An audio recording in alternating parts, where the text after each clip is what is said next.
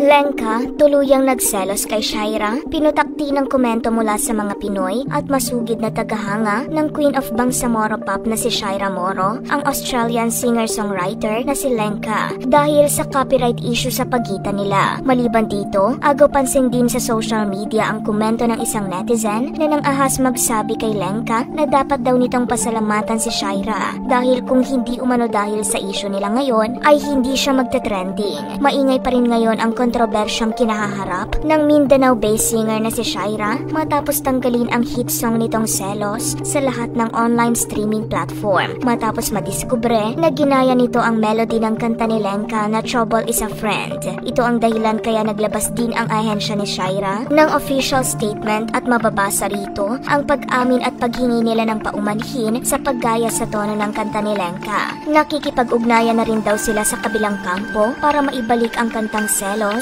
at para makuha nila ang lisensya at gawing official cover song ito.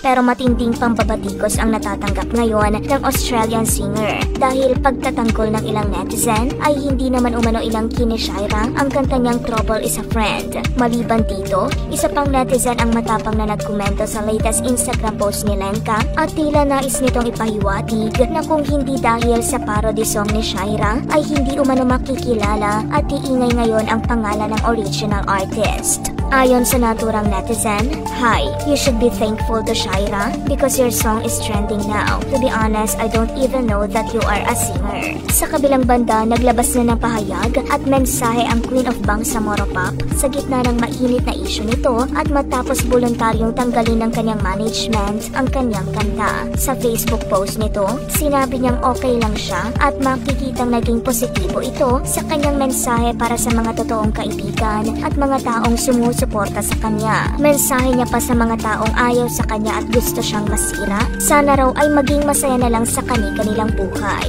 Base naman sa isa pang post nito, ngayong March 21, 2024, inanunsyo ni Shaira na maglalabas na siya ng bagong kanta gaya ng demand ng nakararami.